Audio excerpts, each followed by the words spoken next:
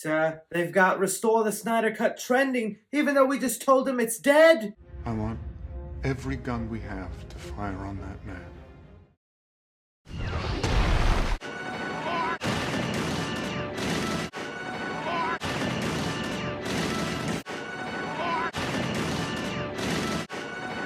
I'm on standby with a picture of Robert Pattinson in the bat mask.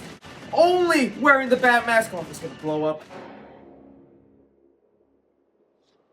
Hey guys, thanks so much for clicking on this video. My name is Chris. The Suicide Squad trailer has landed online. I don't care if there's a crazy DC fan conspiracy going on right now that Warner Brothers is releasing all this DC news and moving up the trailer release for the Suicide Squad, even though it's several months away when Space Jam 2 is only like 2 months away and we still don't have a full trailer for that. Yeah, it's looking pretty fishy, but as much as I would like to restore the Snyderverse also, I'm hella excited for this movie, especially after that trailer. So what I'm going to be doing here for you guys is breaking down the trailer for the Suicide Squad, pointing out Easter eggs, giving you things you might have missed. You know how a trailer breakdown works. Let's get into it, alright? Oh, and if you can hit that subscribe button, that would mean the world to me, okay? Not at least hit like. So I know there's still some confusion amongst general fans about the Suicide Squad, so just to sum things up real quick for you, yes, technically this is a sequel to David Ayer's Suicide Squad, but at the same time, it's not directly a sequel. It's more of a relaunch or a refresher of the brand, which is why they didn't call this the Suicide Squad 2 or Suicide Squad 2 Now We Squaddin'. You pick a title, okay? There is a lot of brand new characters here to introduce, so I'm going to try to round them off real quickly from this trailer right here. First off, we have Harley Quinn. You know who she is. Moving on, you have Bloodsport. Interesting fact about Idris Elba playing Bloodsport, this was originally supposed to be Deadshot, played by Will Smith, but for scheduling conflicts, he could not come back for the role. So instead, this character, your typical mercenary. The big interesting fact to know about this, before the Suicide Squad, he went to jail for shooting Superman with a kryptonite bullet. James Gunn confirmed that is canon in the Suicide Squad universe, not just the comic book universe. Wonder why we never heard about that before. Then you have Peacemaker, played by John Cena. No, his powers are not invisibility. I know we can barely see this guy, but he's described as a douchey Captain America, believing at peace at any cost. It's also worth noting he's getting his own HBO Max spin-off show that'll be premiering next year. Rick Flag is a returning character of the Suicide Squad, coming back to lead the team. Captain Boomerang also showing back up. I'm kind of scared. He wasn't really in the trailer a lot. I feel like he's one of the ones to go, usually as a Flash villain, sporting boomerangs as his primary weapon. That, yes, we will finally be seeing him use a bunch of unique different boomerangs in this incarnation of the Suicide Squad. The Thinker, which here uses his metal thinking cap to perform telekinesis and mind control. Soul Sari, who is a gender swap character that was originally named Juan Sari, and the superpower here is that she can touch any lock and be able to unlock it. Blackguard, played by Pete Davidson, your stereotypical bad guy here who just has an enhanced suit to fight people but doesn't really have any special abilities. Polka Dot Man, probably the one I'm most hyped to see here. Most commonly known as being a Batman villain, the dude can project polka dots and turn them to whatever he fancies, whether it be weapons, flying saucers, or unique vehicles. Savant, played by Michael Rooker, is just a genius vigilante with a lot of money but also has problems with his memory. I'm sure that'll be used for comedic effect in this movie. Mongal, the sister of Mongol, typically known to be a Superman villain, so it's cool to know we get a lot more aliens in here, because the villain of the film definitely seems to be an alien from this trailer. Nathan Fillion playing TDK, which stands for the Detachable Kid. His powers are literally that his arms come off and he gets to use them against people. Boy dead, but I wish he wasn't. Ratcatcher 2, this is supposed to be the second incarnation of Ratcatcher, most likely being the daughter of the first Ratcatcher. Superpowers include controlling rats. King Shark, self-explanatory right here, a human-shark hybrid. One fun fact about him is he has an unbelievable appetite for humans. Weasel, who is played by Sean Gunn, James Gunn's brother, the director here. Just really a humanoid weasel with enhanced strength and speed. Javelin, typically a Green Lantern villain here who, like Captain Boomerang,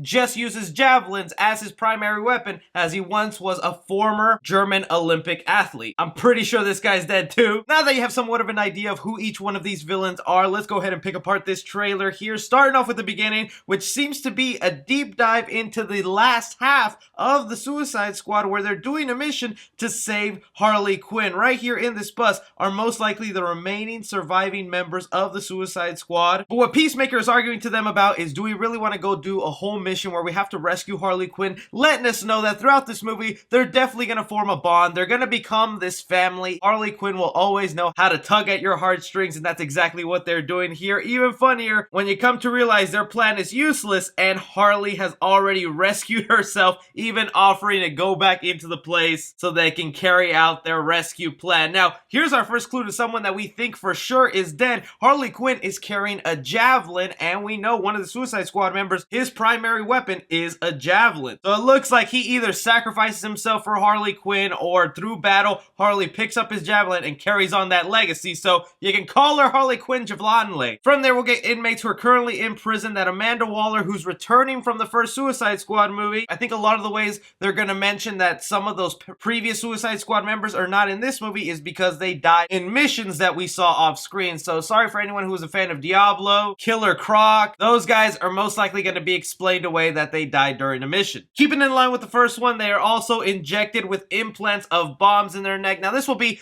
a much more important thing in this Suicide Squad movie as opposed to the previous one where we just had the character Slipknot who was just used off screen to let us know that those bombs are real and then never bring them up again. James Gunn has made it very clear to not get attached to a lot of the members here, and I'm thinking a good 60-70% of them are being wiped out. I would love a list from you guys of who you think will be some of the first people to be wiped off screen. But from there, we're seeing a team being put together. Now, this most likely will be Team 1 that we'll see early on in the movie. If you pair this footage up with some of the footage that we got behind the scenes earlier with DC Fandom, there seems to be two teams, two big missions in place. This first team that has a lot of the members I was mentioning to you guys, I'm thinking most of this team is not making it out alive, forcing them to make a second team that is comprised of some of the bigger movie stars here, which is kind of sad because I was hoping some of these guys would make it out. Also, got to give it up for James Gunn because all the King Shark scenes in this trailer are pure glory. Right here, the Nom Nom scene from King Shark, who we now know is voiced by Sylvester Stallone. So Sylvester Stallone is the voice of this shark. I think that's pretty good because he has that growly voice. And with a little clever editing trick as we cut from King Shark and eating up some humans, we get comedian Steve Agee, who actually did the mocap work for King Shark. I'm actually really surprised they didn't just use his voice for the voice of King Shark,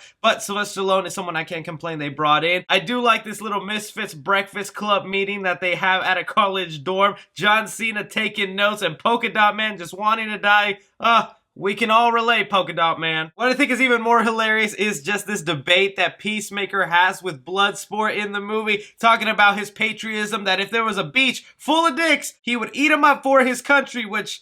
all right, man, if you believe in it that much, you do you. But not only is this a great way of showing their characteristics, it's also getting me hyped to see his solo HBO Max series that'll come out next year. I gotta admit, as the trailer was going on, I was really starting to think to myself, why did they make this a red band? Just so they could have that dick conversation right there? Because there isn't really much in here to warrant the red band trailer. But then the action kicks in with this trailer. We see some action set pieces of the mission at hand. And the shot that made me go, I'm seeing this movie no matter what. King Shark ripping apart one of the soldiers. I gotta think the movie's gonna be much more bloody and they're holding back on a lot of that stuff here, but this is the money shot in my opinion, and the only reason I'm gonna be buying a ticket because I want to see some more King Shark action. And of course, it wouldn't be a superhero movie without the super villain, and it's an iconic one to say the least in the DC Comics because they have brought in Starro, or a kaiju as they want to go ahead and call it here, which was the villain most notably known for making the Justice League come together and fight in the comic books.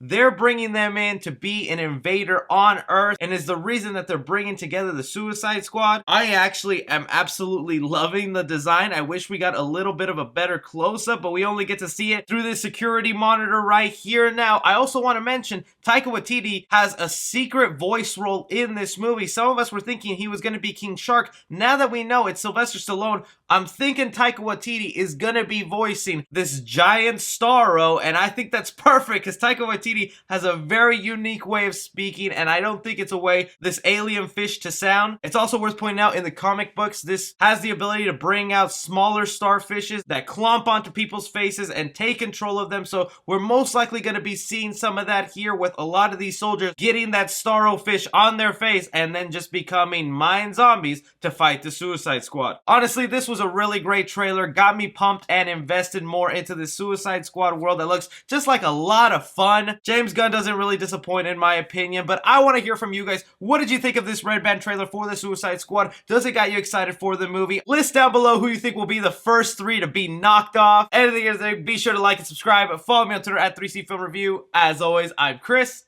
Take care.